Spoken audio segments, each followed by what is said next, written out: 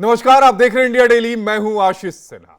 कोलकाता के law college में छात्रा से गैंगरेप मामले में जहां एक तरफ पुलिस का ताबड़तोड़ एक्शन जारी है, तो इसे लेकर अब सियासत भी जमकर हो रही है। महिला सुरक्षा के मुद्दे पर बीजेपी सड़कों पर उतरकर प्रदर्शन कर रही है, तो अब टीएमसी के नेता भी इसमें उतर चुके हैं। पीड़िता पर टीएमसी नेता मदन मित्रा के विवादित बयान के बाद पार्टी ने उन्हें नोटिस जारी कर दिया है। वहीं मामला बढ़ने पर बंगाल सरकार ने एसआईटी के सदस्यों की संख्या 5 से बढ़ाकर 9 कर दी गई है। बीजेपी की तरफ से 4 सदस्यीय फैक्ट फाइंडिंग पैनल का भी गठन कर दिया गया है, जो कोलकाता के लिए अब रवाना भी हो गई है। इस कमेटी में सत्यपाल सिंह, मीनाक्षी लेखी, विप्लवदेव कुमार, मनन कुमार मिश्रा शामिल हैं, जो अपनी रिपोर्ट बीजेपी अध्यक्ष जेपी नड्डा को सौंपेंगे। एक तरफ जहां एसआईटी ने क्राइम सीन को रिक्रिएट किया, आरोपियों के कपड़े जब्त किए, घटनास्थल से जुटाए गए सबूत और सीसीटीवी फुटेज को फॉरेंसिक जांच के लिए भेजा, बंगाल में महिलाओं की सुरक्षा को लेकर ममता सरकार इस समय कटघरे में है। सड़कों पर प्रदर्शन हो रहे हैं, लेकिन ममता खामोश है। सवाल है कि आखिर बंगाल में कब तक बेटियों से हैवानियत होती रहेगी। शिक्षा के संस्थान में बेटियां जहां सपने पूरा करने जाती हैं, वहां बेटियों को कब तक इसी तरह निशाना बनाया जाता रहेगा। लेकिन इसी बीच एक बड़ी खबर सामने आ रही है। कोलकाता गैंगरेप से जुड़ी बड़ी खबर है। यह पूरा मामला देश की सबसे बड़ी अदालत पहुंच गया है। सुप्रीम कोर्ट में एक लेटर पिटीशन जो है वो दाखिल की गई है, जिसमें सुप्रीम कोर्ट से इस पूरे मामले में स्वतः संज्ञान लेने की गुहार लगाई गई है। इस वक्त की बड़ी खबर, बिग ब्रेकिंग आपके टीवी स्क्रीन पर। सुप्रीम कोर्ट के वकील सत्यम सिंह राजपूत की ओर से ये याचिका जो है वो दाखिल की गई है। इस वक्त की बड़ी खबर आपके टीवी स्क्रीन पर।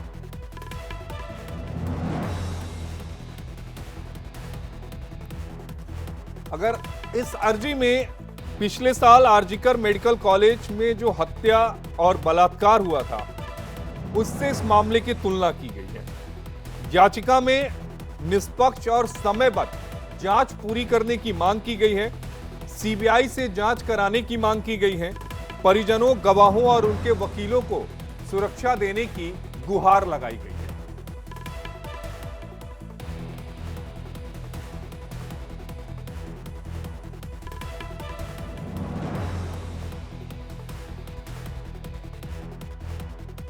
सवाल तो एकदम बहुत ही स्पष्ट है।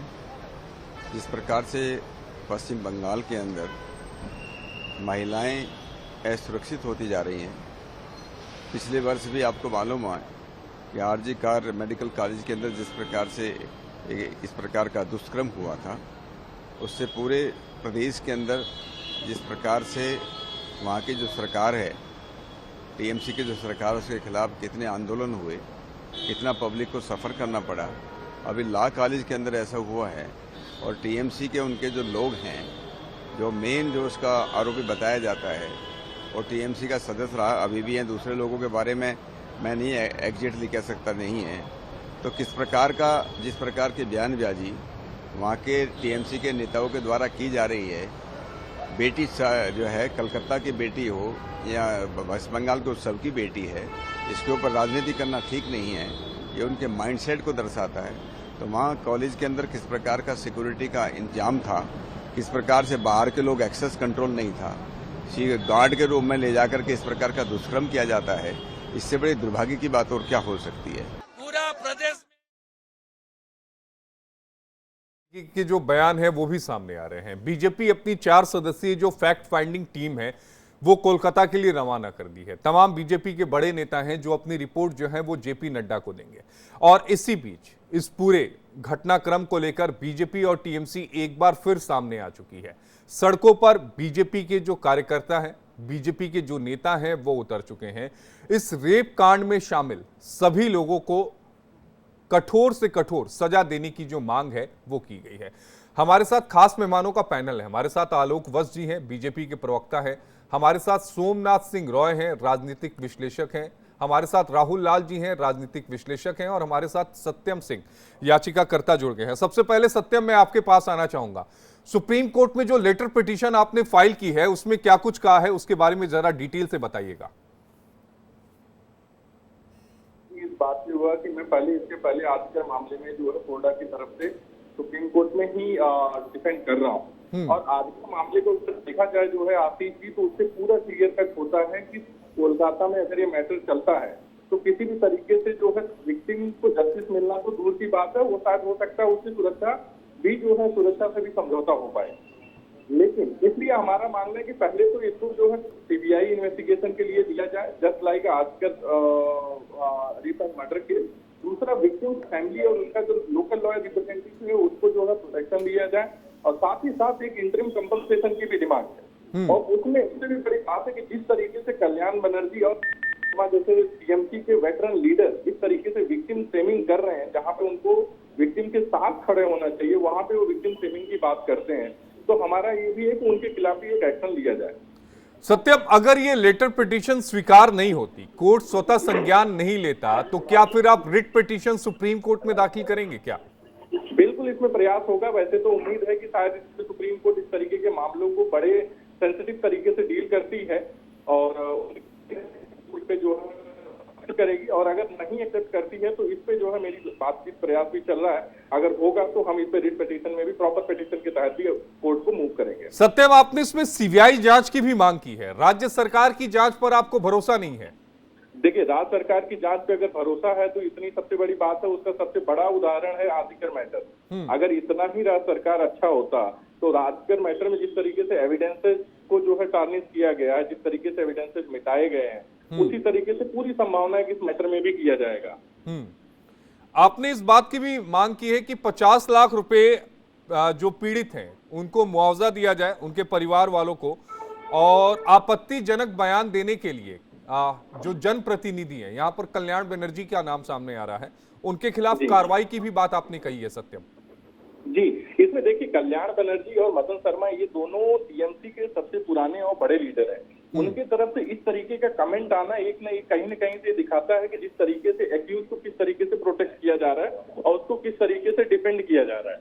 अगर इस तरीके से जो है, अगर टीएमसी के बड़े लीडर इस तरीके से बात कर रहे हैं तो इसका सीधा संकेत है कि जस्टिस तो दूर है, विक्टिम की शायद जान की भी खतरा है। आखिरी सवाल आपसे लूंगा। आपने शैक्षणिक संस्थानों में व्यापक सुरक्षा, सीसीटीवी की निगरानी की भी मांग की है और ऑडिट की मांग की है। ये क्या मांग है, जरा डिटेल से बता दीजिए। फिर सबसे बड़ी बात यह है कि अगर सीसीटीवी फुटेज होगा क्योंकि देखिए, अगर आप एजुकेशनल इंस्टीट्यूशन की बात करें तो मैक्सिमम एजुकेशनल इंस्टीट्यूशन में किसी भी तरीके का सेफ्टी प्रोटोकॉल्स नहीं है। और ये सिर्फ कहने की बात नहीं, अगर ये न्यूज चैनल चाहें तो जा करके जो है ग्राउंड रिपोर्ट भी कर सकते हैं, चाहे वो सरकारी कॉलेजेस हों चाहे प्राइवेट कॉलेजेस हों। मैक्सिमम कॉलेजेस में किसी भी तरीके का कोई सेफ्टी प्रोटोकॉल नहीं है। तो जब इस तरीके की घटना होती है तो ना वहाँ कोई सीसीटीवी फुटेज है, ना किसी तरीके की ऑडिट है, तो इस तरीके की घटनाएं लगातार बनती रहेंगी और उनसे रोकने के लिए हमें लगता है एक नया समाधान है। बहुत शुक्रिया सत्यम, आपने जानकारी साझा की और जो आपने पिटीशन फाइल की है। अब देखना ये होगा कि क्या सुप्रीम कोर्ट उस पर स्वतः संज्ञान लेता है या नहीं। बहुत शुक्रिया सत्यम आपका जुड़ने के लिए। अपने डिस्कशन पर चलते हैं। 3 खास मेहमान हमारे साथ हैं। आलोक वत्स जी हैं, नेता हैं भारतीय जनता पार्टी के, सोमनाथ सिंह रॉय हैं, राजनीतिक विश्लेषक हैं, और राहुल लाल जी हैं, राजनीतिक विश्लेषक हैं। आप सभी का बेहद स्वागत है इंडिया डेली में।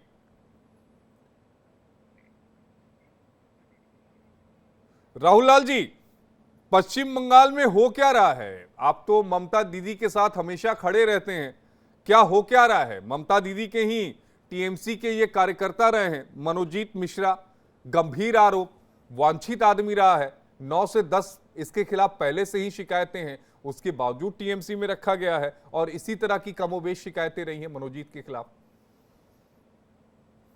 देखिए, मनोजीत के खिलाफ शिकायतें रही, और जब घटनाक्रम देखिए, हर आपराधिक चीजों की 2 चीजें होती हैं। एक तो देखिए, मेरा हमेशा मानना होता है कि अपराध होना नहीं चाहिए, अपराध हो ही नहीं, राज्य सरकार की स्थिति इतनी मजबूत हो, वो उस जगह पे वो घटना घट गई है। तो एक जगह तो मैं राज्य सरकार का घटनाक्रम से पहले जो इकबाल होना चाहिए था, वहां पे मैं विफलता मानता हूं। लेकिन घटनाक्रम के बाद के जो एक्शन राज्य सरकार ने लिया है, मैं मानता हूं कि वो बड़ी शानदार है। उन्होंने जिस तरह से तेजी से गिरफ्तारियां की हैं, तमाम तरह की चीजें की हैं, तो वो दिखा रहा है कि रूल ऑफ लॉ को काफी तेजी से फॉलो किया जा रहा है। भले ही मनोजीत के संबंध टीएमसी में कितने ही बेहतर क्यों नहीं हो, आपने देखे टीएमसी के बड़े नेताओं ने, जो कल्याण बनर्जी सरी के बड़े नेताओं ने उल्टे पुल्टे बोले हैं, उन्होंने उन लोगों को भी कारण बताओ नोटिस जारी किया गया है। तो एक तरह से हमें लग रहा है कि ममता बनर्जी ने कल्याण बिल्कुल अपना बनर्जी संदेश को दे दिया है। इस बात के लिए कारण बताओ नोटिस जारी किया कि उन्होंने ये कहा कि अगर कोई दोस्त अपने दोस्त का बलात्कार करता है तो क्या किया जाए, इस पर नोटिस जारी किया, या महुआ मोइत्रा के हनीमून वाले पर कमेंट जो किया था उस पर नोटिस जारी किया गया है? दोनों बयान देखिए आशीष जी, दोनों के दोनों बयान गलत हैं। एक तरह से हमें लग रहा है कि भारतीय जनता पार्टी के नेताओं के प्रभाव में आ गए हैं वो लोग। इस प्रकार के अनर्गल बयानबाजी करने में तो हम लोग बीजेपी के नेताओं को देखते थे, वो लोग देखते थे कि भाई लड़कियां छोटे कपड़े पहन के आई है इसलिए ये घटनाक्रम हो गया, और हम लोग लगातार डिबेट में आलोचना करते थे। तो इस प्रकार के बयानों में कि एक पीड़िता जो कि अच्छा, महिला जो बीजेपी की पीड़ित तरफ बनती से है, दिया गया, उसी के ऊपर समाजवादी आरोप पार्टी लगाने की वाला तरफ से, फॉर्मूला नहीं हालांकि है। मैं नाम नहीं लेना चाहूंगा, आपको ध्यान में है ना कि एक बड़े नेता ने निर्भया गैंगरेप के जो दोषी थे उनको लेकर क्या कुछ कहा था?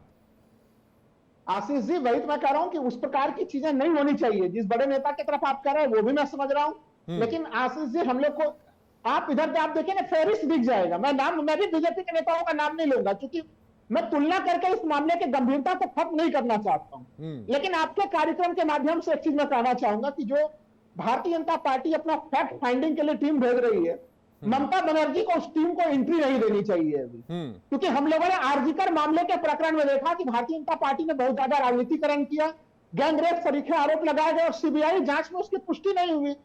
राज्य पुलिस को जांच तो करने दीजिए, या आपको न्यायिक कार्रवाई करनी न्यायिक कार्रवाई कीजिए। जो लोग अभी जा रहे हैं पिटीशन के लिए उनका अधिकार है। लेकिन राहुल लाल जी, अगर फैक्ट फाइंडिंग जो टीम है बीजेपी की चली जाएगी तो क्या नुकसान हो जाएगा? हाँ आशीष जी, बड़ा गंभीर सवाल है कि टीम चली जाएगी क्या नुकसान है।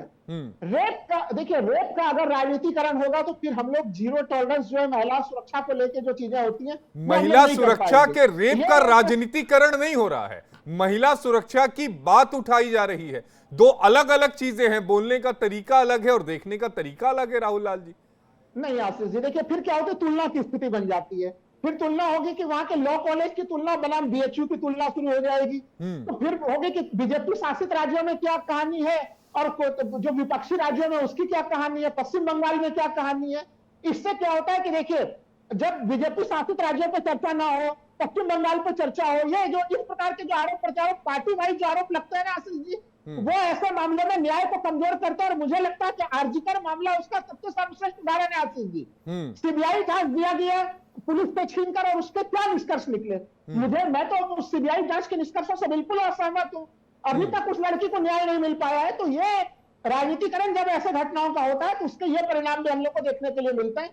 पश्चिम बंगाल में अगले साल चुनाव है, भारतीय जनता पार्टी इसलिए इस मामले को बड़े व्यापक पैमाने पर बढ़ाना चाहती है। वो अगर महिला सुरक्षा के लिए गंभीर है तो 22 राज्यों में एनडीए की सरकारें चल रही है। आप कीजिए और नजीर स्थापित कीजिए, हम लोग खुद तुलना करेंगे कि भाई बीजेपी की सरकार लाई और महिला सुरक्षा की गारंटी दीजिए। लेकिन ऐसी स्थितियां हम लोग को कहीं दिखती नहीं है आशीष जी, इसलिए मैं कह रहा हूं आलोक जी इस पर जवाब दे दीजिएगा आप। काम करने का मौका मिलना चाहिए। राहुल लाल जी ये कह रहे हैं कि यहां पर रेप की जो घटना हुई है उस पर राजनीति करने की कोशिश की जा रही है। देखिए आशीष जी, राहुल जी को मैं बहुत दिनों से जानता हूं और ये एक बहुत सुलझे हुए राजनीतिक विश्लेषक रहे हैं भी। लेकिन आज इनकी भाषा देखकर और इनका जो कोवर्टली, हिंदी में मुझे शब्द नहीं समझ याद आ रहा है, जो कोवर्टली इनडायरेक्टली जो ये चीजों को छिपाने की या दबाने की कोशिश कर रहे हैं, उस पर मुझे थोड़ी सी हैरत है। कलकत्ता में जो भी हुआ मानवता को शर्मसार करने वाला था, और अगर इस तरीके के कहीं भी इस तरीके के वारदात हो तो एक कॉमन सिटीजन भी उस पर उंगली उठाता है। और अगर कोई राजनीतिक पार्टी है तो उसका तो दायित्व बनता है कि इस चीज पर वो बोले। तो अगर बीजेपी इस पर बोल रही है, फैक्ट फाइंडिंग टीम भेज रही है, तो ये तो बहुत न्यायोचित है। इसमें क्या गलत है? फैक्ट फाइंडिंग टीम क्या कोई जो भी उनका फैसला आएगा या जो भी उनके, ठीक है सोमनाथ जी मैं आपके पास आऊंगा, लेकिन राहुल लाल जी इसका जवाब देना चाहते हैं। राहुल जी जवाब दीजिए, फिर सोमनाथ जी के पास जाऊंगा। मैं तो देखिए बहुत स्पष्ट तौर पे कह रहा हूं, पश्चिम बंगाल में चुनाव में नींद खुली हुई है। अब बताइए राजस्थान में फ्रांसीसी पर्यटक के साथ जो है कि रेप की स्थिति हो गई है, उसके लिए भारतीय जनता पार्टी क्या कहेगी? ट्रंप महोदय अमेरिका की सरकार भारत को लेकर कहती है कि अपने भारत में यात्रा करने में सावधानी बरते, वो रेप से संबंधित चेतावनी जारी करता है। तो हमें लग रहा है कि महिला सुरक्षा के मामले को राजनीतिकरण से दूर करके इस पे ऊपर जीरो टॉलरेंस को लागू करना चाहिए। अब फैक्ट फाइंडिंग टीम जाएगी, हल्ला हंगामा की स्थिति बचेगी, जांच एजेंसियों के ऊपर ऐसा दबाव पड़ेगा कि जो न्याय मिलने वाली स्थितियां दिख रही है कम से कम लॉ कॉलेज वाले मामले पे, वो स्थितियों से भी कहीं हम लोग दूर ना हो। उसका चिंता आरजीकर मामले को लेकर हमें वक्त है। ठीक है, सोमनाथ जी से एक कमेंट ले लेता हूं। सोमनाथ जी, आपने राहुल राय जी की बात सुनी होगी। राहुल लाल जी कई सारी चीजें कह रहे हैं कि भाई ये सियासत हो रही है रेप को लेकर, रेप की जघन्य घटना हुई है और उसको लेकर सियासत जो है वो शुरू हुई है।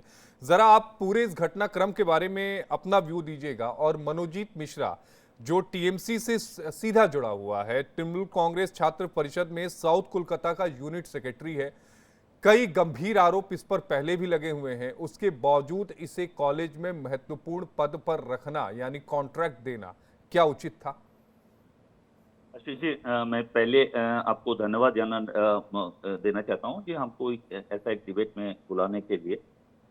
देखिए, मैं राहुल जी का बात सुन रहा था, लेकिन मैं यूपी, बिहार, महाराष्ट्र, जयपुर में क्या हुआ इसको दिखा के मैं ये इसको डिफेंड नहीं करना चाहता हूँ। जो घटना घटा है वो घटना नहीं घटना चाहिए था बंगाल में। बंगाल का एक ऐतिहासिक हम लोग का यहाँ एक कल्चर है, जो कल्चर के साथ ये सब मैच नहीं करते हैं। गवर्नमेंट को और केयरफुल रहना चाहिए था ये सब आदमी के लिए। क्यों ये आदमी जो रेप किया था 2017 से 2022 तक, हमारा जब गवर्नमेंट था बंगाल में, जब ममता बनर्जी का गवर्नमेंट था, तब उसको वो कॉलेज में घुसने नहीं दिया था वहाँ का प्रिंसिपल ने, वो अलाउ ही नहीं, फिर कैसे भी करके घुस दिया।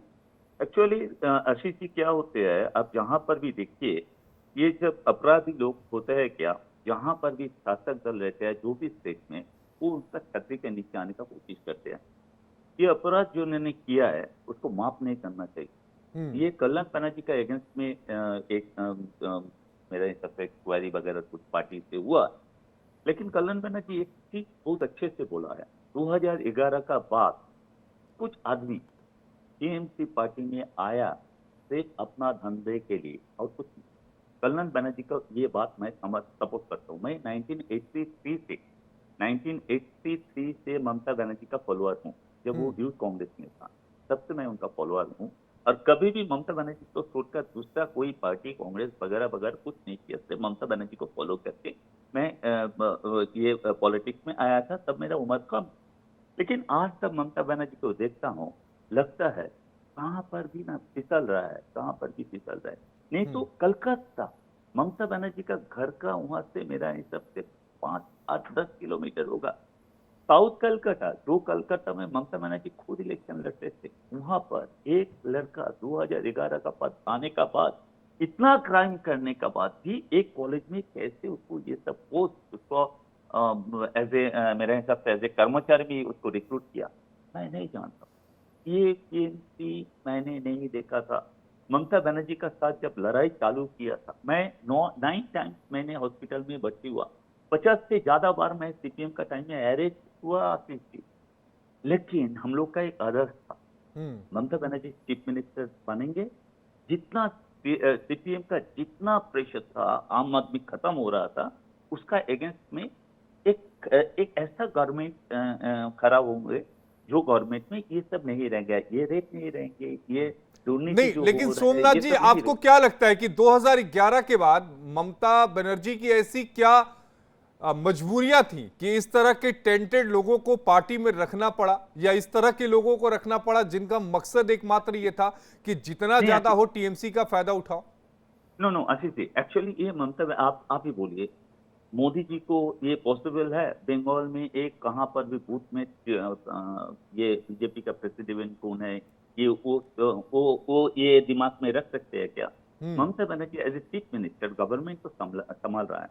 यहाँ पर एक पार्टी का एक फोरम होता है, आपको ब्लॉक कांग्रेस प्रेसिडेंट होता है, ये सब एक चेन होते हैं, सब पोस्ट होते हैं। ममता बनर्जी को ये सब इतना नीचे में ममता बनर्जी कैसे ख्याल रखेंगे? लेकिन जो लोग इसका ख्याल रखते हैं, जो लोग पोस्ट में है, जो लोग प्रेसिडेंट है, उसको ख्याल रखना चाहिए था आशीष जी। हम लोग नहीं, ममता बनर्जी लेकिन का जिनको साथ ख्याल रास्ते में रखना था। चाहिए था, मैं राहुल लाल जी आपके पास आ रहा हूं, सोमनाथ जी, नहीं, मेरी बात सुनिए, जिनको ख्याल रखना चाहिए था, क्या उनकी जवाबदेही तय नहीं होनी चाहिए? गिव मी वन सेकेंड जी। जब ये केस ममता बनर्जी का नजर में आया, as a police minister, as a chief minister, तीनों को अरेस्ट कराया। आप बोल रहा था सीबीआई आरजी कौर का बारे में, सीबीआई वो संजय राय छोड़कर दूसरा किसी को अरेस्ट कर पाया क्या? नहीं कर पाया, क्योंकि वहां पर भी ममता बनर्जी का पुलिस जो काम किया है, जिसको एक्यूज उन्होंने देखा है, जो ये गलती किया था, जो रेप किया था, मर्डर किया था, उसको ही अरेस्ट करके उन लोग जेल में भर दिया। यहाँ पर भी जेल में भर दिया। ममता बनर्जी का जब उसका हाथ में आते हैं, जब ये देखते हैं, उसका तुरंत उसका पनिशमेंट होते हैं। वो नहीं देखते हैं कौन सा पार्टी का है, कौन सा पार्टी का नहीं है, ये ममता बनर्जी नहीं देखते हैं। ठीक है, राहुल लाल जी आप कुछ कह रहे हैं? इस बात से मैं पूर्णतः सहमत हूं कि जैसे ही ममता बनर्जी के संज्ञान में आया है, उन्होंने इसके ऊपर कठोर कार्रवाई की है और गिरफ्तारी में कोई देरी नहीं हुई है। मैंने पूर्व में भी कहा आशीष जी कि देखिए, घटनाक्रम ना घटे वो एक ज्यादा बेहतर स्थिति है और वहां पे सरकार फेल हुई है।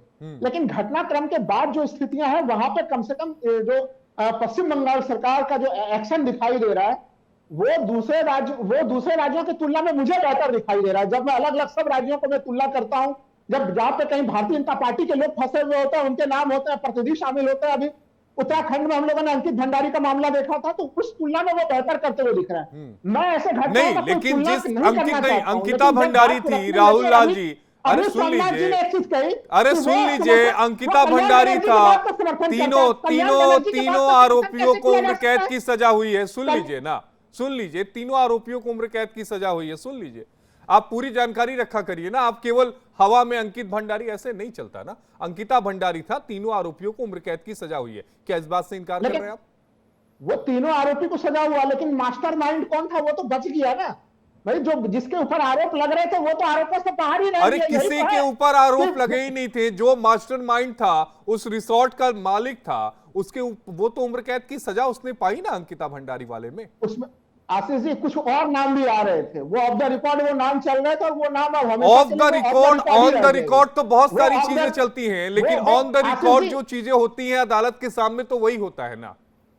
नहीं, वो देखिए, वो चीजें सही हैं। आप देखिए ना, मैं तो कह रहा हूं, ब्रिजभूषण शरण सिंह का मामला देख लीजिए, क्या हुआ पूरा घटनाक्रम में। अरे मामला भी कोर्ट में चल रहा है। एफआईआर दर्ज भी सुप्रीम कोर्ट के आदेश पे हुआ था। सोचिए, महिलाएं हमारे मुख्य पास धरना अरे- प्रदर्शन कर रही थी, अरे तब सुप्रीम कोर्ट ने आदेश दिया। आशीष जी, आप तो देखिए लॉ को बहुत अच्छे से कवर करते हैं। आपने वो पूरा घटनाक्रम आपने याद रखा होगा कि सुप्रीम कोर्ट ने आदेश दिया, तब जाके दिल्ली पुलिस ने मामला दर्ज किया, और उसके बाद फिर कई लोगों के बयान बदल गए, और उसमें जो कई तरह के आरोप फिर जो है कि वापस भी ले लिए गए। हाँ, तो ये होता है। पॉस्को वाला जो मामला था, उसमें वापस भी ली गई अपनी शिकायत, और कोर्ट ने उसको मंजूर भी कर ली। दिल्ली के पटियाला हाउस कोर्ट में था, और भाई कोर्ट ने उस आशीष चीज जी, को मंजूर भी क्यों किया। शिकायत वापस ली गई? किसके दबाव में वापस ली गई? तो देखिए, यह स्थिति होती है जब आप राजनीतिक पक्ष में होते हैं, सत्तारूढ़ पार्टी में होते हैं, फिर ये घटनाएं घटती है जांच को प्रभावित करने के। अगर इसको तो मतलब गलत आप पश्चिम मानते बंगाल हैं के कि लोग यहाँ तुलना पर करते थे, ममता ये जो बनर्जी था, मेरी बात सुन लीजिए, आप ये कह रहे हैं कि अगर आप एक राजनीतिक पोस्ट पर होते हैं और सत्ता आपकी हो, यानी उस प्रदेश में सत्ता आपकी हो, तो चीजें प्रभावित होती हैं। तो पश्चिम बंगाल में भी आप इस चीज को मान रहे हैं ना कि मनोजीत मिश्रा जो था, वो था तो टीएमसी का ही नेता, तो अब जाहिर तौर पर जांच प्रभावित होगी ना। आप इस बात को आप खुद ही कह रहे हैं। देखिए, मैं कुछ नहीं कह रहा हूं, आपने ही इस बात को खुद कहा। मानते हैं आप इस बात को? आशीष जी, जांच प्रभावित होने की पूरी संभावना रहती है। मैं कह रहा हूं कि अगर पहले ही मनोजीत मिश्रा के ऊपर कार्रवाई हो जाती तो ये घटना ना घटती, उस जगह पर गड़बड़ी हुई। लेकिन अब जब ये घटनाक्रम संज्ञान में ममता बनर्जी के पास आया है, तो ये अब उसके ऊपर कठोर कार्रवाई हो रही है, जो दूसरे दलों में मुझे देखने के लिए नहीं मिलता ममता है। बनर्जी के ये मैं संज्ञान कहना में चाह नहीं रहा हूं। आया, जब मीडिया ने प्रमुखता से खबरों को उठाया तब। सोमनाथ जी, आप कुछ कह रहे थे, आप कर लीजिए, फिर आलोक बस जी आपके पास आ रहा हूं। राइट आशीष जी, मैं क्या बोल रहा हूँ, मैं बंगाल में रहने वाले एक आम आदमी हूँ। मैं नहीं जानता हूँ, मेरा कोई इंटरेस्ट नहीं है यूपी में क्या हुआ, ब्रिजभूषण ने क्या किया, मणिपुर में क्या किया, महाराष्ट्र में क्या हुआ, मेरा इंटरेस्ट नहीं है। मैं बंगाल को सुरक्षा चाहता हूँ। मैं बंगाल में रहने वाले आम लड़की जो महिला है, उनको सुरक्षा चाहता हूँ। इसीलिए बोल रहा हूँ, ममता बनर्जी के ऊपर अभी भी जो बंगाल में रहने वाले आम आदमी है, उसका पूरा भरोसा है। अभिषेक बंदोपाध्याय का ऊपर पूरा भरोसा है। उन लोगों को और कठोर होना चाहिए, नहीं तो ऐसा आदमी जिसको 2017 से 22 तक से पॉलिटिकल कारण नहीं, उसका एटीट्यूड के लिए, उसका क्राइम के लिए कॉलेज का प्रिंसिपल उसको कॉलेज से निकाल दिया था, फिर कैसे एंट्री मिला? ये नहीं होना चाहिए बंगाल में। दूसरा बात जो है, आप बोल रहा था, देखिए बंगाल में एक चीज है, बंगाल में आप देखिए हमारा तृणमूल का काउंसिलर शंभू काऊ अभी भी जेल में है। यहाँ पर ममता बनर्जी छोड़ता नहीं है। अगर आप बोल रहे हैं, और राहुल जी बोल रहा था बीजेपी पॉलिटिक्स कर रहा था, पॉलिटिक्स तो करेगा, हम लोग भी किया था ना जब सीपीएम अपोजिशन में, हम लोग तब पॉलिटिक्स तो करेगा ही। फैक्ट ये जो पार्टी की फेस फैक्ट ना क्या है आपका, वो लोग तो आएगा ही, पॉलिटिक्स तो होगा ही। 2026 में इलेक्शन है, पॉलिटिक्स तो होगा ही। ये काम क्यों होगा, ये बंद क्यों नहीं होगा, ये तो मेरा सबसे बड़ा क्वेश्चन है। ये बहुत बड़ा सवाल है, बिल्कुल आपका सवाल वाजिब है और बड़ा है। राहुल लाल जी, आपने बात सुनी होगी सोमनाथ जी की, मैं आपसे जवाब लूंगा, लेकिन आलोक वत्स जी कुछ कहना चाह रहे हैं, पहले आलोक वत्स जी को सुन लेता हूं। देखिए, राहुल भाई आज लगता है बिल्कुल ट्रैक से हट गए। इन्होंने अंकिता के बात की भंडारी की। इनको यही नहीं मालूम कि उसमें जो लोग लिप्त थे उनको उम्र कैद की सजा हो चुकी है और त्वरित हुई है, देर नहीं लगा। और मैं सोमनाथ जी की प्रशंसा करना चाहूंगा कि इन्होंने बड़ी साफ गोई से कहा कि ऐसे चीजों पर राजनीति तो होगी ही होगी, नहीं होगी ये कैसे मान ले हम? अरे हम आवाज उठाएंगे अगर किसी के साथ अन्याय होगा, किसी के साथ बलात्कार होगा, रेप होगा, लूट होगी, डकैती होगी, तो बीजेपी तो उस पर उठाएगी ही। ये तो सामाजिक मुद्दा है, कैसे इसको हम छोड़ दें? हम साइलेंट हो जाएं इस पे? और ममता बनर्जी ने क्या किया? आरजे कर हॉस्पिटल में जब हुआ था, आशीष जी आपको याद है, जो प्रिंसिपल को उन्होंने ट्रांसफर करके दूसरे जगह का प्रिंसिपल बना दिया।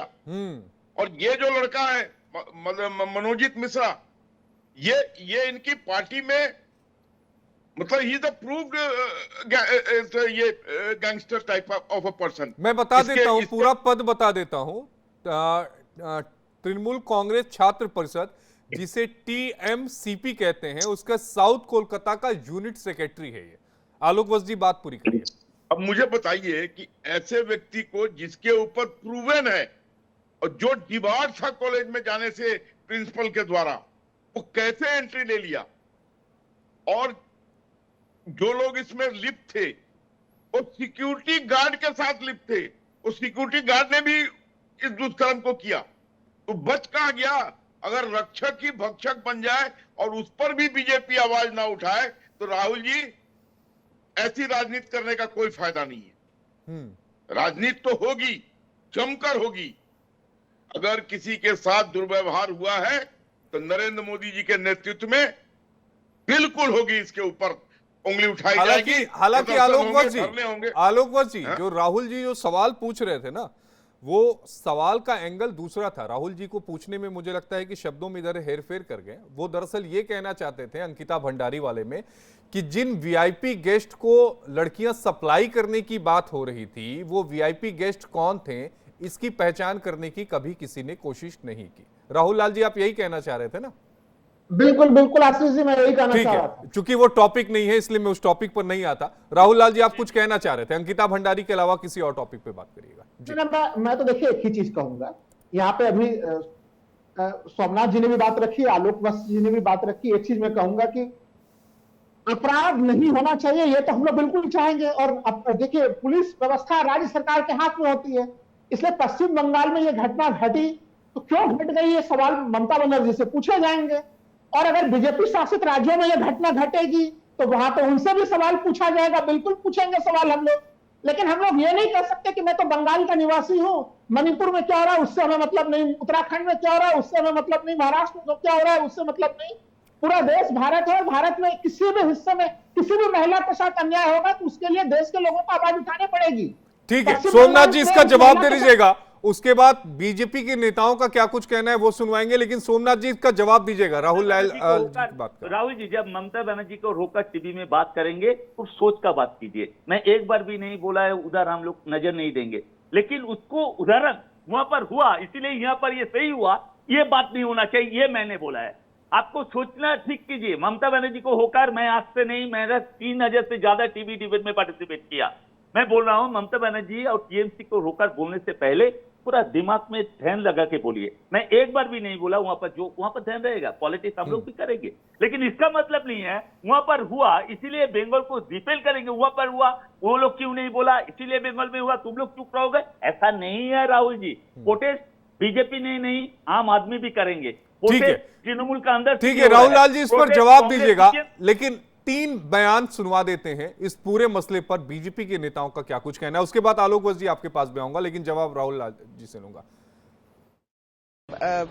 मैं कहीं भी ये घटना होती है उसके हम पक्षधर नहीं है। फिलहाल आपके क्षेत्र में बार बार आरजी कौर के बाद ये इतनी भयानक घटना दोबारा है और छात्र संघ में जो सम्मिलित लोग हैं वो इस तरीके की चीजें कर रहे हैं, तो कहीं ना कहीं इसका जो जवाब है इधर उधर की बात ना करें। अभी जो आपसे सवाल पूछे जा रहे हैं आप उसके जवाब दें। बहुत ही गंदी तरीके से जो कांड हुआ है कस्बा लॉ कॉलेज में एक लॉ की स्टूडेंट के साथ, उसी के यूनियन का एक छात्र परिषद का जो लीडर है टीएमसी का, उसने एकदम से, जैसे कि सबको पता है कि ना बोलने का किसी को राइट नहीं है, गणतंत्र यहाँ पे है ही नहीं। टीएमसीपी का छात्र यूनियन बजाय रहना चाहिए। टीएमसीपी का उस इलाका में जो भी वोट है, स्टूडेंट लोग हैं, उनको आप ही के अंडर में काम करना है, कुछ भी करके वोट भी लाना है और इसको कंट्रोल करने के लिए आपको पूरी आजादी है। पूरा प्रदेश में भाजपा पहले दिन से सड़क में है। भाजपा जब इंसिडेंट सामने आया, तुरंत हमारी युवा मोर्चा का स्टेट प्रेसिडेंट, साउथ कलकत्ता का प्रेसिडेंट और सब लीडर लोग ने पहले दिन से कस्बा थाना किया। हमारी एक ही मांग है, बंगाल का बेटी, कोई बेटी ममता बनर्जी का चीफ मिनिस्टरशिप में सुरक्षित नहीं है।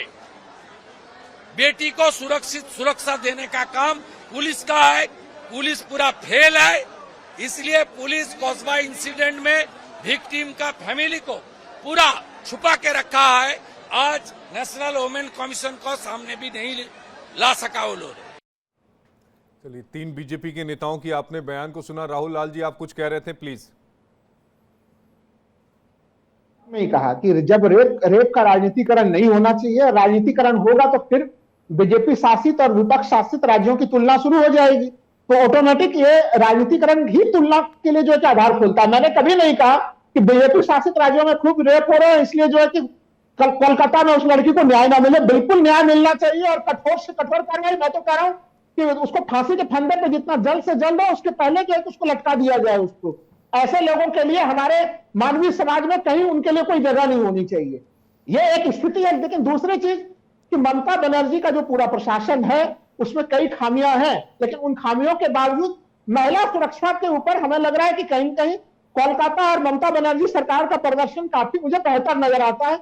इन खामियों को अगर वो दूर कर लेंगे तो उनका रिकॉर्ड और ज्यादा बेहतर हो जाएगा। इसलिए ममता बनर्जी को इस प्रकार के जो भी आपराधिक पृष्ठभूमि वाले लोग हैं और अपने जो प्रशासन का जो निचला तंत्र है उसको और भी जो है कि कठोर बनाने का प्रयास करना चाहिए और मनोजीत को कठोर सजा दिलाने का त्वरित तौर पर प्रयास होना चाहिए, जिससे कि दूसरे जो इस प्रकार के मनोवृत्ति वाले लोग हैं उनमें कम से कम पश्चिम बंगाल के भीतर तो हिम्मत ना हो सके। क्योंकि मैं तो ममता बनर्जी जी को अभी भी बधाई दूंगा कि कम से कम महानगरों में कोलकाता को उन्होंने काफी ज्यादा सेफ रखा है उन्होंने। तो वो और अरे राहुल लाल जी, इस प्रकार की आरजीकर वाली घटना ना घटे और ये घटना ना घटे। अरे राहुल लाल जी, आप ममता बनर्जी की तारीफ में इतने पुल बांधते जा रहे हैं। शेख शाहजहां का नाम सुना कि नहीं आपने सुना? आशीष जी, बिल्कुल शेख शाहजहां का नाम हमने सुना है और हमने पूरा उस समय आपके कार्यक्रमों में शामिल भी रहा हूं उस समय। आशीष जी, नहीं, मैं तो पूछ रहा हूं, आप इतने पुल बांधे जा रहे हैं कि महिलाओं के लिए क्या कुछ ममता दीदी ने ना कर दिया, तो इसलिए मैं पूछ रहा हूं कि शेख शाहजहां के ऊपर क्या कुछ टीएमसी की तरफ से कार्रवाई हुई थी, जरा वो भी बता दीजिएगा। मुझे ध्यान में नहीं है, थोड़ी मेरी याददाश्त कमजोर है, बताइए आप। आशीष जी, मैंने यही तो कहा कि देखिए कुछ मामले पे जमीनी स्तर पे कुछ कार्रवाई करने में दिक्कत होती है, नहीं तो फिर वहां पे महिला अपराध के आंकड़े बिल्कुल। अरे राहुल जी, मीठा मीठा कड़वा कड़वा खाली का जो पूरा प्रकरण ऐसे नहीं चलता ना, ऐसे नहीं चलता, ऐसे नहीं चलता। आलोक वत्स जी, जवाब दीजिएगा। तथ्यों के साथ बात करता हूँ आशीष जी। पहले आज राहुल जी के वक्तव्यों से रोना भी आता है, हंसी भी आती है। किस बात के लिए ममता जी को बधाई दे रहे हैं? आपने जिस व्यक्ति का नाम लिया शेख का, कम से कम 100 रेप किया होगा। और इन्होंने कहा कि महानगरों में सुरक्षित है महिलाएं। ये आरजी कर और ये लॉ कॉलेज कहां पर स्थित है, ये भी याद कर लें। ये और महानगरों में जब ये हाल है तो दूर दराज गांवों में जो इनके गुंडे हैं वो क्या कर रहे होंगे, उसकी तो रिपोर्ट भी नहीं आती होगी। उसके परिवार को मार दिया जाता होगा। आलोक वत्स जी, मैंने उस केस को कवर किया है जब वो कोलकाता हाई कोर्ट में गया था और उसको लेकर रिपोर्ट भी जब फाइल हुई थी। तो जो महिलाओं का बयान है, मैं राहुल लाल जी आपको सुना दूंगा, आपको बता देता हूं इसलिए क्योंकि आप ममता दीदी की बहुत तारीफ कर रहे हैं। महिलाओं ने अपने बयान में कहा था कि टीएमसी के जो लोग थे ना, वो गांव के हर घर में जाते थे और जिस घर में खूबसूरत लड़की दिखती थी ना संदेश खाली में, उसे अपने पार्टी के ऑफिस में ले जाते थे, कई दिन तक रेप करते थे, कई रातों वहां पर रखा जाता था और उसके बाद छोड़ा जाता था। कभी आप इस केस को डिटेल से पढ़िएगा तब समझ में आएगा। मैं आपसे जवाब ले लूंगा, लेकिन आलोक वत्स जी अपनी बात पूरी कर लीजिए, उसके बाद मैं राहुल लाल जी आपसे जवाब लूंगा। मैंने भी आपसे कहा ना कि वो आदमी 100 से ऊपर रेप कर चुका होगा और करवाया होगा। और अभी आपने वो रिपोर्ट भी बताई कि खूबसूरत लड़कियों को घर से उठा लिया जाता था। ये कौन सी व्यवस्था चल रही है? ये पार्टी के लोग ऐसा कर रहे हैं जिनका पार्टी में पोस्ट है, जो टीएमसी के मेंबर हैं। राजनीति के लिए और कुर्सी के लिए इतना गिर जाएंगे लोग, ये कभी सोच भी नहीं सकते हैं। और वैसे लोगों को राहुल जी आप बधाई दे रहे हैं? क्या हो गया आपको? कहां गया है आपका जमीन? किस जमीन से आप बात कर रहे हैं ऐसी चीजों का? और भारतीय जनता पार्टी राजनीतिकरण कर रही है। अगर ऐसी बातों को भी हम ना उठाएं तो हम क्यों राजनीति करेंगे? किस लिए? राजनीति का मतलब है लोगों के साथ कोई भी अन्याय हो उस पर आवाज उठाओ, उसको जस्टिस दिलवाओ, उसके साथ खड़े हो। और भारतीय जनता पार्टी यही कर रही है। क्या आप कल्याण बनर्जी के बयान से सहमत हैं? हाँ या ना में बताइए कि जिस तरीके का बयान उन्होंने दिया है। नहीं, उन्होंने तो पहले ही इसकी निंदा की थी। राहुल लाल जी ने तो पहले इसकी निंदा की। राहुल लाल जी आप जवाब दीजिएगा। नहीं, बिल्कुल कल्याण बनर्जी के बात से मैं किसी भी हालत में सहमत नहीं हूं, चाहे वो महुआ मोहित्रा को लेकर उनका दिया हुआ बयान हो, चाहे ये कि वो रेप पीड़िता को लेकर दिया हुआ बयान हो। उनके दोनों बयान जो है महिला विरोधी बयान है। और मैं उम्मीद करूंगा कि उनके ऊपर जो है उनको कारण बताओ नोटिस बिल्कुल दिया गया है, उनका जवाब सुने और उन पर यथोचित कार्रवाई ममता बनर्जी करे। ऐसे लोगों को उनको पार्टी में नहीं रखना चाहिए उन्हें, अगर वो यथोचित जवाब नहीं दे पाते हैं। नंबर 1। नंबर 2, देखिए आलोक जी, मैंने क्यों कहा ममता बनर्जी की प्रशंसा मैंने क्यों किया? ठीक है, राहुल लाल जी और आलोक वत्स जी को स्क्रीन पर एक साथ लाया जाए, सवाल जवाब आपस में करिए। राहुल लाल जी, क्या उसका हाँ आलोक जी जरा उत्तर सुन लीजिए। आलोक जी, आपको बड़ा गंभीर सवाल पूछा कि मैं ममता बनर्जी का प्रशंसा क्यों कर रहा हूँ। अच्छे आधार पर कर रहा हूँ। दिल्ली जो कि आपका महानगर है अक्सर, आलोक जी सुन तो लीजिए, सुन लीजिए। दिल्ली महानगर है, दिल्ली में महिलाएं बिल्कुल असुरक्षित हैं। यहाँ पे रेप कैपिटल की स्थिति में बनती चली जा रही है दिल्ली जो है। और महानगरों में, दिल्ली में पहले औसतन जो है कि प्रतिदिन रेप की 2 घटनाएं घट रही थी, उसके पहले 1 घट रही थी, 3 घटनाएं घट रही है। एनसीआरबी के आंकड़े करता है इसकी। और पश्चिम बंगाल कोलकाता महिलाओं के मामले में 19 महानगरों में सबसे सुरक्षित स्थान है। इसलिए मैं कहता हूं कि ममता बनर्जी और इन घटनाओं को और ज्यादा टाइट कर दो, ऐसे लोगों को भी अपराध करने का मौका ना दे, तो कलकत्ता जो है महिलाओं के लिए स्वर्ग बन सकता है। आरजीकर जैसी घटना नहीं होनी चाहिए और लॉ कॉलेज वाली घटनाएं नहीं होनी चाहिए। अरे सुनिए राहुल लाल जी, एनसीआरबी के आंकड़ों का जिक्र आप कर रहे हैं, लेकिन जब एफआईआर दर्ज होगा तभी तो वो आंकड़ों में दर्ज होगा ना। एनसीआरबी के कैसे दर्ज हो जाए? आशीष जी, यही बात तो इसलिए तो मैंने ब्रजभूषण शरण सिंह वाला मामला ध्यान में दिलाया कि सोचिए ना, वो एथलेटिक्स प्रदर्शन कर रही थी, सुप्रीम कोर्ट ने जब आदेश दिया तब जाके जो दिल्ली पुलिस एफआईआर दर्ज कर रही थी। तो ये जो सत्ता तंत्र के बैठे हुए लोग होते हैं बीजेपी में, वहां पे ये समस्या आती है। पश्चिम बंगाल पुलिस का हमने कार्यशैली देखा है, पश्चिम बंगाल की हमने संस्कृति देखी है, बंगाल के भद्र मानुष वाली जो संस्कृति है वो देखी है, बड़ी ही उच्चतम स्तर की संस्कृति है। लेकिन निचले स्तर पर जो गिरावट आ रही है, प्रशासन को, ममता बनर्जी को बिल्कुल जो है कि इसको टाइट करना चाहिए। और मैं मानता हूं कि वो अगर चाहे तो पश्चिम बंगाल में जो कोलकाता में, विशेषकर राजधानी कोलकाता की बात कर रहा हूं, वहां अपराध के जो इस प्रकार के मामले उसको 0 पे लाया जा सकता है, एक आदर्श स्थिति में वो उससे पहुंचा सकती है। ठीक है, आलोक वत्स जी जवाब दीजिएगा।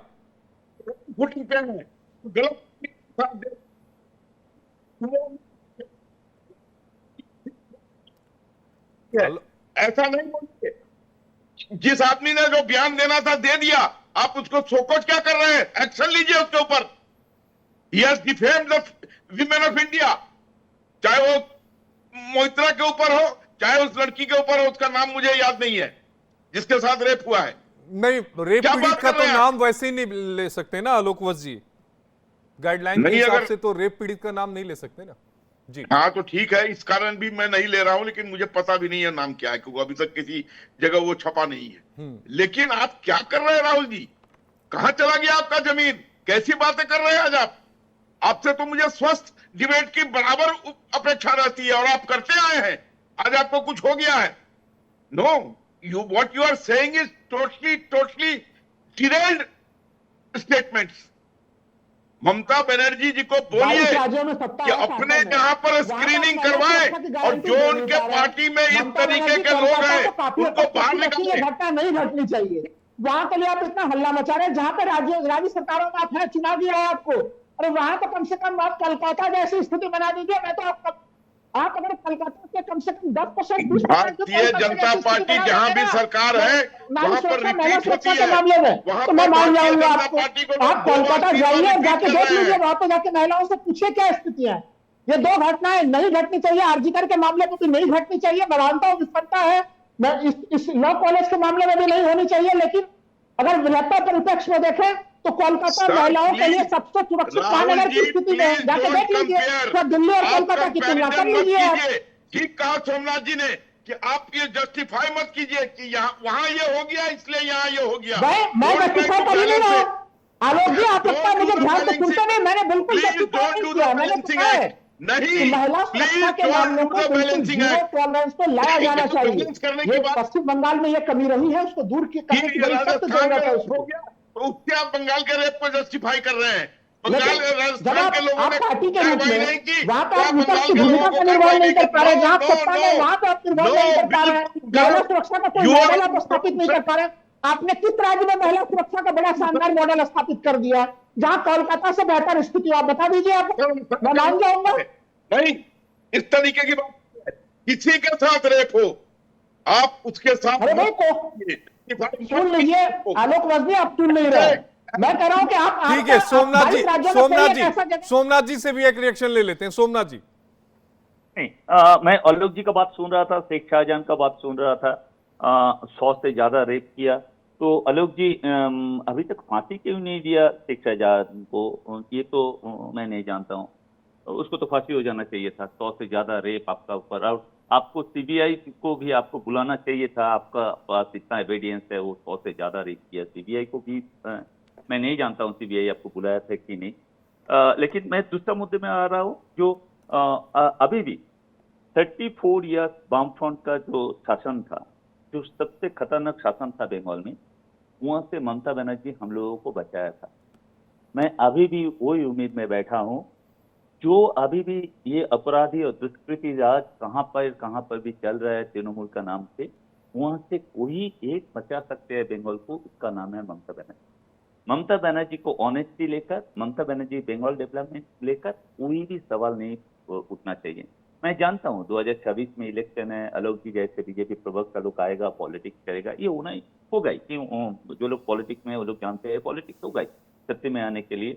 वो लोग वो लाइन भी चेंज करेगा, हिंदू मुस्लिम लाइन भी चेंज करेगा। मैं नहीं बोलना चाहता हूँ, फिर भी बोल रहा हूँ। अगर मनोजीत का नाम अगर कोई मोहम्मद नाम करके किसी को होता तो अभी तो यहाँ पर आग लगा देते थे ये लोग। मैं मनजीत जैसे आदमी को फांसी चाहता हूँ, लेकिन फिर भी बोल रहा हूँ, अगर मनजीत मोहम्मद होता तो ये अभी आप लोग ये आलोक जी का डायरेक्शन भी आप अलग देखते थे। यहाँ पर हिंदू का ऊपर अत्याचार हो रहा है, हिंदू मुस्लिम महिला का ऊपर अत्याचार है, ये चालू हो जाते। फिर भी अभी भी मैं ये उम्र में आपके भी जिसका ऊपर भरोसा करता हूँ उसका नाम है ममता बनर्जी, जिसका ऊपर आगामी दिन का, जो आने वाले दिन का बंगाल का हाथ में सोचना चाहिए, उसका नाम है अभिषेक बनर्जी। ये दोनों ही है अभी बंगाल को ठीक ठाक लाइन में ले आने के लिए। और मैं भगवान आशा करता हूँ कि यही होगा। ममता बनर्जी और अभिषेक बनर्जी जितना अपराधी हो रहा है, जितना दुष्कृति राज चल रहा है, इसको जरूर खत्म करेंगे।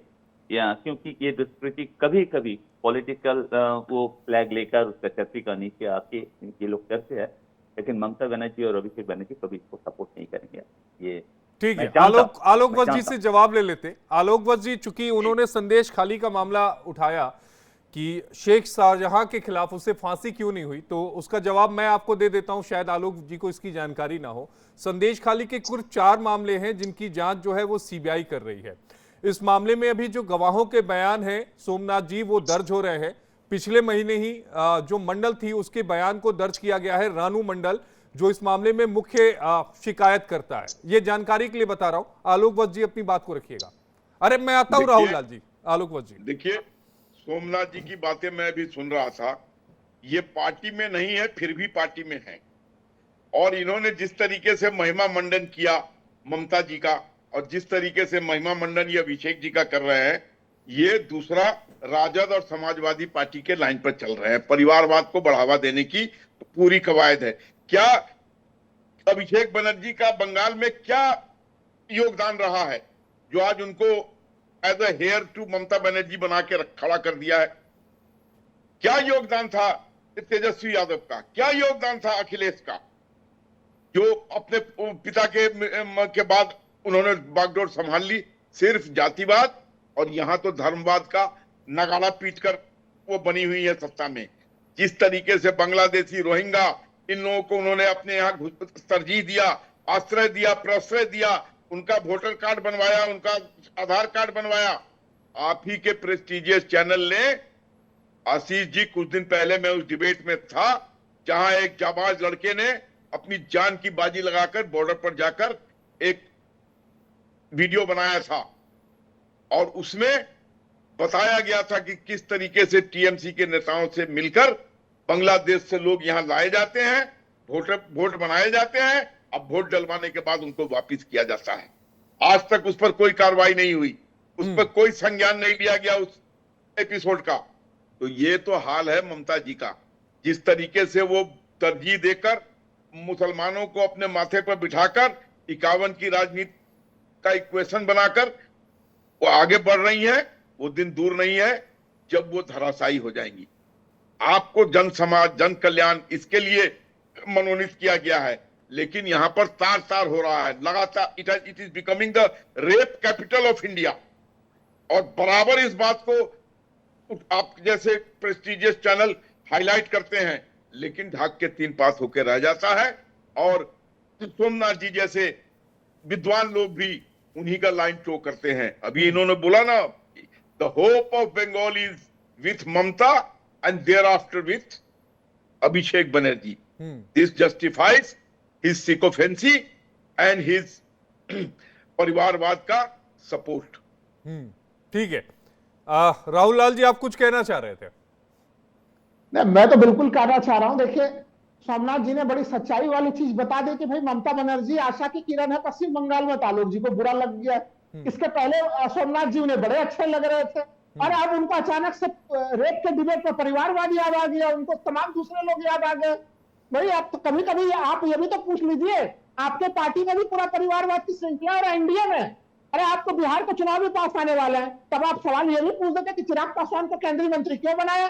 क्या वो केवल इसलिए बनाया कि वो स्वर्गीय जो है कि पासवान जी के बेटे थे? ये बातें आप ऐसी कर रहे हैं। तेजस्वी यादव जब लालू यादव जेल में थे, तब 2020 का विधानसभा चुनाव तेजस्वी यादव जी ने अकेले लड़ा था अपने बल पे, और वो बिहार की जनता ने नंबर 1 की पार्टी जो है कि आरजेडी को सिंगल लार्जेस्ट पार्टी उनको बनाया गया था, आरजेडी को चुना गया था।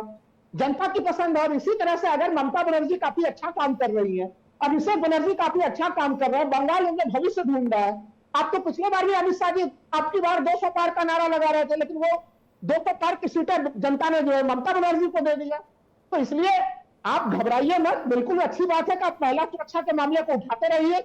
विपक्ष की भूमिका का निर्वहन ये भी आप 5 साल तो करते नहीं है।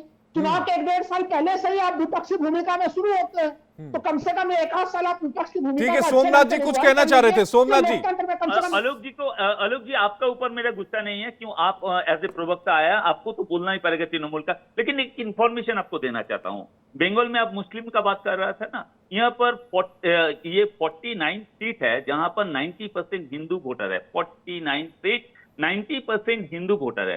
वो 49 सीट से 29 सीट में तृणमूल कांग्रेस ने जीता है। कहां जीता है? जहां पर 90% हिंदू वोट है। आलोक जी, ये ध्यान पे रख के बात करना। यहाँ पर सिर्फ मुस्लिम लोग को शोषण कर रहा है इसलिए क्षमता में है, ऐसा नहीं है।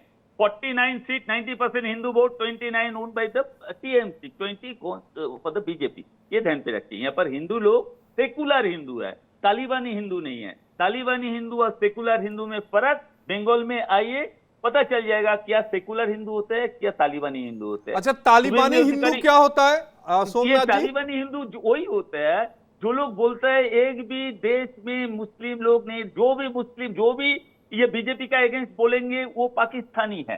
तालिबानी हिंदू वही होते हैं जो बोलते हैं तुम हिंदू नहीं हो, क्योंकि हम लोग का ऊपर आंगुल उठाता है, क्योंकि तुम बीजेपी का सपोर्ट नहीं करते हो। तुमको हिंदू है इसका सर्टिफिकेट बीजेपी और आरएसएस पार्टी ऑफिस से लेना पड़ेगा। ये है तालिबानी हिंदू। तालिबानी हिंदू वही है जो बोलते हैं ये देश मुस्लिम को नहीं है, ये देश का चला अच्छा, जाओ। ये तालिबानी हिंदू तो सोमनाथ जी आपने बोल दिया, तालिबानी मुस्लिम की भी कोई व्याख्या आप लोगों ने की है क्या? डेफिनेटली तालिबानी मुस्लिम को तो बहुत सारे व्याख्या है। तालिबानी मुस्लिम से ही तो तालिबानी हिंदू आ रहे हैं ना। तो तालिबानी मुस्लिम क्या है, ये हम आप इतना अच्छा, ये बांग्लादेशी क्या है जो पश्चिम बंगाल में अवैध तरीके से घुस गए, इसको क्या बोलेंगे आप? रहने वाले भारतीय हिंदू को तालिबानी मुस्लिम, भारत में रहने वाले मुस्लिम को तालिबानी मुस्लिम नहीं कह सकते हैं। उसका आप भारत में रहने वाले हिंदू को तालिबानी हिंदू कह सकते हैं? फादर ग्रैंडफादर भी आप उनको तालिबानी हिंदू कह सकते हैं? स्वाधीनता के लिए यहाँ पर भी मुस्लिम लोग लड़ा। नहीं सोमनाथ जी, मैं किसी जाति विशेष या धर्म विशेष पर उंगली नहीं उठाता, कभी नहीं उठाता, लेकिन अगर आप तालिबानी हिंदू कहेंगे तो फिर तालिबानी मुस्लिम भी सुनना पड़ेगा आपको। डेफिनेटली तालिबानी मुस्लिम तो है ना, पाकिस्तान जाइए ना, तालिबानी मुस्लिम अफगानिस्तान जाइए, तालिबानी मुस्लिम क्या है। आप यहीं पर तालिबानी हिंदू ढूंढ ले रहे हैं। ये दुर्भाग्य हमारे मुल्क का कि आप हिंदू धर्म को तालिबान जैसे इन निरंकुश लोगों के साथ आप तुलना कर रहे हैं। ये दुर्भाग्य है। नहीं, वही तो बोल रहा हूँ ना। आप तुलना कैसे कर सकते हैं आप हिंदुओं की तालिबान के साथ? मुस्लिम नहीं है जहां पर बहु बेटियों को पिंजड़े में रखा जाता है, उन तालिबानियों के साथ आप हिंदू की तुलना करेंगे? नहीं, आप जहां पर हिंदुओं को मां का दर्जा दिया जाता है। एक ही लाइन में, अरे एक ही लाइन में क्यों घुस रहा है? मैं तो ही बोल रहा हूँ, आप हिंदू है, इसका सर्टिफिकेट बीजेपी और आरएसएस आप ये कहिए, आप ये कह सकते हैं। मैं इस पे हो सकता है एक बात को एग्री कर जाऊंगा, वो चर्चा का विषय हो सकता है, लेकिन आप तालिबानी हिंदू नहीं बोल सकते। आप तालिबानी हिंदू नहीं बोलेंगे। आप ये बोलिए, आप बीजेपी पर आरोप लगाइए, आप आरएसएस पर आरोप लगाइए, सब कुछ आप कहिए, लेकिन आप हिंदुओं को तालिबानी नहीं बोल सकते। आलोक वत्स जी, बोलता हूँ तब आप लोग हम लोग को पाकिस्तानी अरे कहां कोई पाकिस्तानी बोलता है? किस टीवी डिबेट में पाकिस्तानी बोला गया है? आलोक वत्स जी, सोमनाथ जी आज चाटुकारिता में सारे हदें पार कर चुके हैं। हिंदुओं को तालिबान कह के जिस तरीके से इन्होंने अपमानित करने का काम किया है, ये निंदनीय है। मैं इसकी घोर निंदा करता हूं। सनातनी लोग कभी भी तालिबानी एटीट्यूड नहीं रख सकते हैं। ठीक कहा आशीष जी ने, वहां बहु बेटियों को सिर्फ एक ही दृष्टि से देखा जाता है और उनको बंद करके किसी भी आजादी की उनको नहीं दी जाती है। आज हिंदू इस तरीके का काम अपनी बहु बेटियों के साथ या किसी के बहु बेटियों के साथ नहीं करता है। अगर ऐसी बात होती तो 14 करोड़ थे ये 47 में, आज 30 पार कर रहे हैं। कहां से इनकी संख्या में बढ़ गई? कैसे इनकी संख्या बढ़ गई? क्यों बढ़ गई? अगर ये खाते पीते खुशनुमा माहौल में नहीं थे तो इतने प्रजनन कैसे हो गए? इस बात का कोई जवाब है आपके पास? अरे सोमनाथ जी का सवाल कुछ और था आपसे, आलोक वत्स जी। जो जवाब देना था मैंने दे दिया। बहरहाल राहुल लाल जी, आप कुछ कह रहे हैं?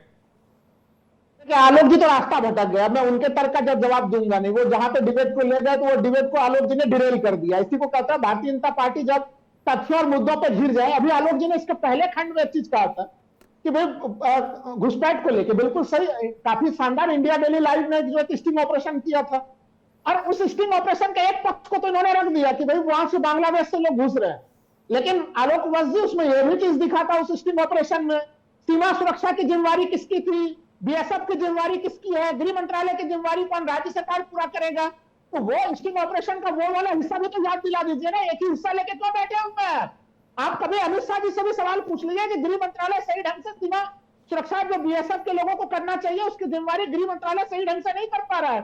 और अभी भी बांग्लादेश से घुसपैठी घुस रहे हैं, तो भाई उसमें राज्य सरकार कोई क्या कर सकता है उसमें? और घुसपैठी अंदर आ जाएंगे, तो इसलिए सीमा पर सुरक्षा की जिम्मेदारी भी आप लीजिए। और दूसरी चीज, महिला सुरक्षा को लेकर मैं बार बार कहूंगा, पश्चिम बंगाल में तो, कोलकाता में तो ये घटना काफी हद तक ममता बनर्जी ने कंट्रोल करके रख ही दिया है। थोड़ा उनसे शिक्षा ग्रहण कीजिए और अपने बीजेपी शासित राज्यों में भी ममता बनर्जी, ठीक है, फाइनल कमेंट लूंगा, फाइनल कमेंट लूंगा। आलोकवत जी, शुरुआत आपसे। दिल्ली ने स्टिंग किया था, उसमें विधिवत डॉक्यूमेंट्स बना के लाए जा रहे थे, इस बात को ये भूल रहे हैं। प्रॉपर डॉक्यूमेंटेशन से लाए जा रहे थे और फिर प्रॉपर डॉक्यूमेंटेशन से वोट के बाद वापस किए जा रहे थे। That was the conspiracy being done. और ये इंडिया डेली लाइफ के जाबाज रिपोर्टर ने अपनी जान की बाजी लगाकर इस चीज को इंगित किया था।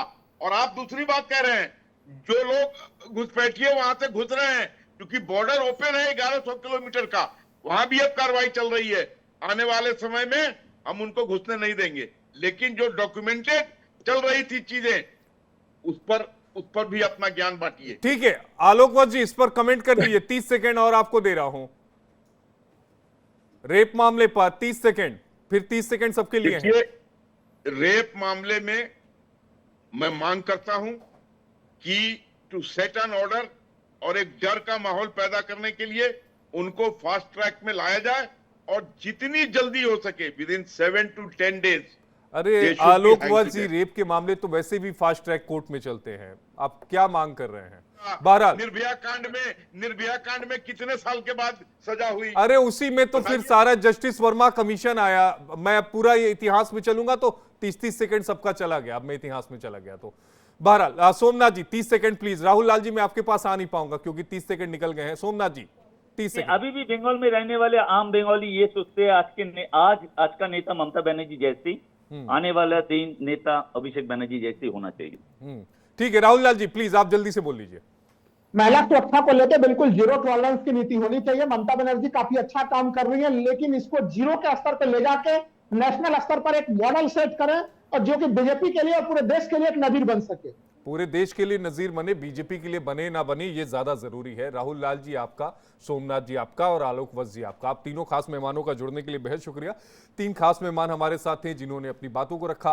बहरहाल अब इस पूरे मामले में एसआईटी की टीम को बढ़ा दिया गया है। 5 की जगह अब 9 सदस्यीय जो टीम है मामले की जांच कर रही है। बीजेपी की जो फैक्ट फाइंडिंग कमेटी है यानी 4 सदस्यीय टीम जो है वो कोलकाता पहुंच चुकी है। वहां पर वो पूरी घटना की जानकारी लेगी और उसके बाद अपनी रिपोर्ट बीजेपी के अध्यक्ष जेपी नड्डा को देगी। बहरहाल जैसे जैसे समय बढ़ता जाएगा इस पर सियासत भी बढ़ती जाएगी।